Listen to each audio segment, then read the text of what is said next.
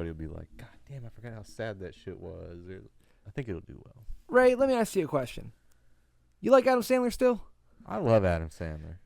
You like him in dramatic roles? Sure. In one of his first real dramatic, sad roles, even though it was supposed to be a comedy. You ever heard of the movie Click? No, don't say that movie. I personally am not a fan of this movie, strictly because of how sad it is. Maybe over the years I've just like got it out of my head. It's not a bad movie. It's just not my cup of tea. Unnecessarily sad. Without a doubt. For especially the time, we were children. What year did this come out? 2005, 6? It came out, yeah, 2006. I would have been 6th grade, 6th grade in 2006, man. This was the funniest man in the entire universe on our screen. And then this movie, you watch it with your parents and your sister, whatever, with your entire family. And then just the premise of the movie, it's like, oh, it's funny, it's hijinks. And then it's like, oh God, Adam Sandler's really an asshole to his kids. And it's like he gets the power to skip time. And then it turns into the saddest concept for a movie like I had ever watched at, what am I, in 6th grade, 12 years old, 11 years old? Like, it was genuinely one of the saddest, most fucked up movies that I had ever watched, dude. I have never to this day rewatched it. No, absolutely not. One-time watch. Yep. And not because in 2006. And not because it was a bad movie. No. It was a gut-wrenching. It pulled your heartstrings. I wept. I openly wept as a 12-year-old. The scene where he is laying on his back in the rain, dying, he looks at Sean Astin, and he gives him the finger, and he waves his hand like no, and points at him and gives him like the okay. Like, it's because the entire movie he's hated Sean Astin, and he finally lets him know as he's dying, like, you're okay. Like, I trust you to take care of my family and my wife. Yeah. Like, it was, dude. Him talking. Oh my God, Adam Sandler knows how to do it, man. Oh yes, he does. An unappreciated workaholic architect finds a universal remote that allows him to fast forward and rewind to different parts of his life. Complications arise when the remote starts to overrule his choices. Yeah. You could say that. He skipped through shit that he didn't want to do. So it was like going to his kid's soccer game, and then it was like work meetings. And so then the remote, like, was it called monkey paw curling or whatever? It skipped every work meeting. It skipped every extracurricular of his kids. And all of a sudden he was old as fuck, or he was like super promoted at work and he had no idea. Like, yeah, it's really fucking sad. Yeah, dude.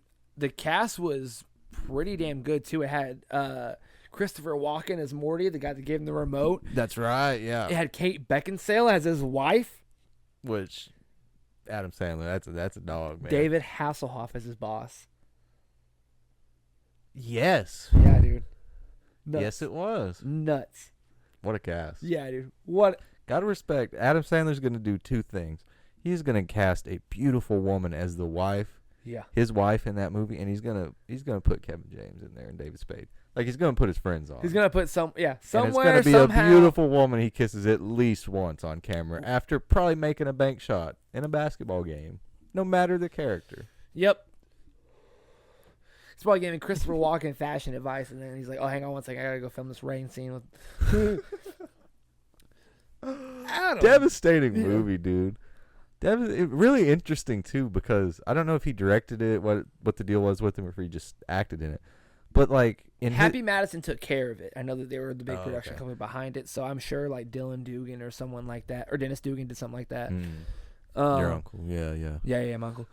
I know it's interesting. Like, it's an interesting movie to do in this string of movies, because if you name off the kind of recent ones he's done, it's like Big Daddy, it's like Mr. Deeds, it's like The Longest Yard. It's like comedies where there's kind of serious bits he gets to play in it, but this is a truly like throw it on its head type of role for him, I feel like, in this run. Here's his last 4 movies: Anger Management in 03, right. 51st Dates in 04, Spanglish also in 04. See, I don't know that one at all. And then The Longest Yard in 05, and then a cameo in Deuce Bigalow, European Gigolo, and then 06 is Click. Yeah, so I mean, he's still doing comedies, but he's like Longest Yard. He got to do a fair amount of serious acting. It wasn't just Adam Sandler. Anger goofy management. Shit. Anger management the same way. He got to play. Spanglish is the same. It's a man learning English in like a Spanish family. It's a dramatic like role. It's kind of like Punch Drunk Love.